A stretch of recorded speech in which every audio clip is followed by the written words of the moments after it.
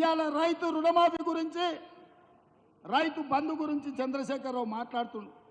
మరి చంద్రశేఖరరావు మతుండు మాట్లాడుతుండో మందేసి మాట్లాడుతుండో నాకైతే అర్థం కాలే. వేసినాక దిగినాక మాట్లాడుతుండో వేసే ముందు మాట్లాడుతుండో. రైతు బంధు పథకం వేస్తలేరని ఓ సన్నాసోడా సోయలేనోడా చవట దద్దమ్మ దిక్కుమాలినోడా దివానగా నువ్వు దిగిపోయినాడు మా బట్టి విక్రమార్క గారి చేతిలో 7 లక్షల కోట్ల రూపాయల అప్పుతోని దివాలా తీసిన సంసారం మొత్తం దివాలా తీసి నెత్తి మీద 7 లక్షల అప్పు పెట్టినావు. ఆయన గట్టోడు కాబట్టి బట్టి ఎట్లో గట్ల తట్టుకొని ప్రతి నెల 1వ తారీఖు నాడు జీతాలు ఇస్తున్నాడు, పెన్షన్లు ఇస్తున్నాడు. ఆయన చేసిన అప్పులకు ఆయన పెట్టిన ఉద్దరలకు 5,000 కోట్లు నువ్వు చేసిన అప్పులకు కట్టిండు. 27,000 కోట్ల రూపాయలు బ్యాంకులకు చెల్లించిండు. ఇవాళ ఆల్రెడీ 69 లక్షల మంది రైతులుంటే 64 లక్షల మంది రైతులకు రైతు భరోసా పథకంలో వాళ్ళ ఖాతాల పైసలు వేసిండు. ఇక మిగిలింది 4 లక్షల మంది రైతులే. మిత్రులారా మీరు రాసుకోండి. ఈ తెలంగాణ రాష్ట్రంలో కాంగ్రెస్ వచ్చిన తర్వాత రైతు భరోసా పథకంలో 7,500 కోట్లలో 69 లక్షల మంది ఉంటే ఆల్రెడీ 65 లక్షల మందికి రైతు భరోసా పథకం వేసినాం. మిగతా 4 లక్షలకు ఈ నెల 8 తారీఖు లోపల ప్రతి చివరి రైతు వరకు ఆఖరి వరకు ఉన్న వాళ్ళకు అందరికీ రైతు భరోసా పథకాన్ని మిగిలిన బకాయిలను చెల్లించే బాధ్యత మాది. ఒక పక్కన జీతాలు ఇచ్చుకుంటూ అంగన్వాడీ వర్కర్లు, ఆశా వర్కర్లు, బడులలో మధ్యాహ్నం భోజనం వండే వర్కర్స్ నుంచి ప్రతి వాళ్లకు ప్రతి నెల 1వ తారీఖు నాడు జీతాలు ఇస్తూ నువ్వు నెత్తి మీద పెట్టిన కుంపటి 7 లక్షల కోట్ల అప్పుకు 27,000 కోట్ల రూపాయలు మెత్తి కట్టుకుంటూనే మా రైతుల పట్ల ప్రేమ ఉన్న మేము 150 రోజులు తిరిగే లోపలనే 7,500 కోట్ల రూపాయలు ప్రతి చివరి రైతు వరకు రైతు భరోసా పథకాన్ని అమలు చేస్తున్నాం. ఈ సన్నాసి సోయి లేకుండా వచ్చి కేసీఆర్ దిగిపోయిండు, రైతు భరోసా ఆగిపోయింది అంటాడు. వస్తావా నువ్వు? మే 9 తారీఖు నాడు అమరవీరుల స్తూపం ముందు చర్చ పెడతాం.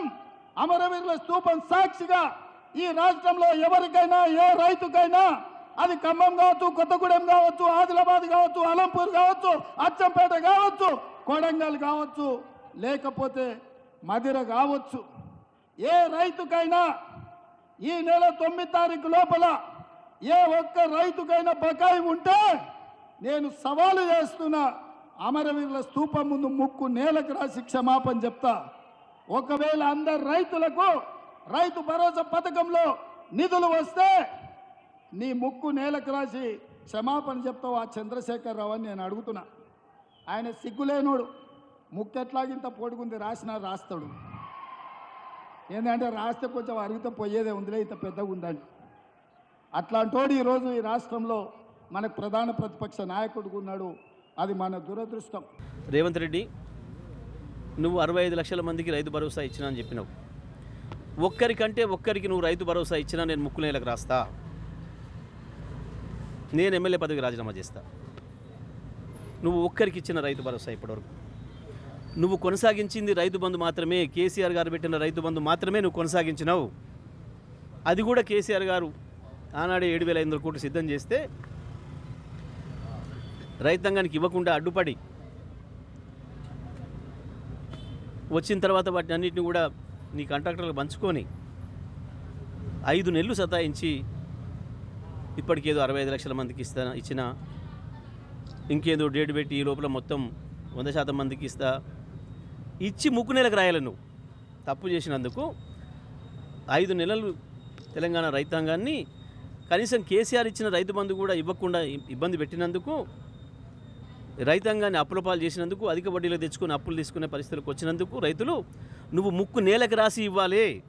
ఏదో గొప్పగా నేను ఇచ్చినా అని చెప్పేసి మాట్లాడుతున్నావు, పోజులు కొడుతున్నావు ఇస్తా అని చెప్పి. ఇవి ఇచ్చేదేంది? రైతుల హక్కు అది. నువ్వేదో పెద్ద దానం ఇచ్చినట్టు కేసీఆర్ని ఛాలెంజ్ చేస్తున్నావు. సిగ్గుండాలి కొంచెమన్నా మాట్లాడడానికి, అబద్ధానికి కూడా హద్దు ఉండాలి. రైతు భరోసా ప్రారంభించినవా నువ్వు? అనిపిస్తలేదా? సిగ్గులజ్జ అనిపిస్తలేదా ఏమన్నా? నువ్వు కొనసాగించింది రైతు బంధు, కేసీఆర్ ఇచ్చిన రైతు బంధు. రైతు భరోసాలో నువ్వు ఒక్క రైతుకి ఇచ్చినట్టు చూపించినా నేను మళ్ళీ చెప్తున్నా, ముక్కు నీళ్ళకి రాస్తా, ఎమ్మెల్యే పదవికి రాజీనామా చేస్తా. నువ్వు ఇచ్చింది కనుక రైతు భరోసా అయితే. అబద్ధాలకు కూడా హద్దు ఉండాలి. రైతు బంధు ఇస్తా అని మాట్లాడుతున్నావు. ఇప్పుడు ఇచ్చేది ఏంది? 9వ తారీఖు నాడు ఇవ్వాలి. నువ్వు డిసెంబర్ 9 నాడు ఇవ్వాలి. 5 నెలలు ఆలస్యం చేసి ఇంకా అది కూడా ఇంకో నెలకి ఇస్తా అని చెప్పి ఏ 9కి ఇవ్వాలి? నువ్వు ఇచ్చి ముక్కు నెలకు రాయి, చెంపలేసుకో. మోడీ రైతు చట్టాలు వెనక్కి తీసుకుని ఎట్లా చెంపలేసుకున్నాడో నువ్వు కూడా అందరు రైతులకు ఇచ్చి రైతు బంధును పూర్తి చేసి చెంపలేసుకో. అట్లయితేనే నీకు పాప పరిహారం అవుతుంది. ఇంకా సిగ్గు లేకుండా ఎందుకు కేసీఆర్ని ఛాలెంజ్ చేస్తా ఉన్నావు? నేను సిద్ధంగా ఉన్నా. నువ్వు భరోసా కనుక ఇచ్చి ఉంటే, ఒక్కరికి ఇచ్చినట్టు నిరూపించినా నేను ఎమ్మెల్యే పదవికి రాజీనామా సిద్ధంగా ఉన్నా. నమస్తే అండి. ఇది వ్యాపారం గురించి కాదు, ఓటు గురించి. ఎన్నికల్లో ఓటు వేయడం మన హక్కు మాత్రమే కాదు, కర్తవ్యం. ఎంతో మంది మహా నేతలు శ్రమించి ప్రాణత్యాగం చేసి ఈ అవకాశాన్ని మనకిప్పించారు. అందరూ ఓటు వేద్దాం. ఎందుకంటే ఓటు హక్కు ఊరికే రాదు. నా ఓటు ఎవరికో తెలుసా? అది సీక్రెట్ అండి.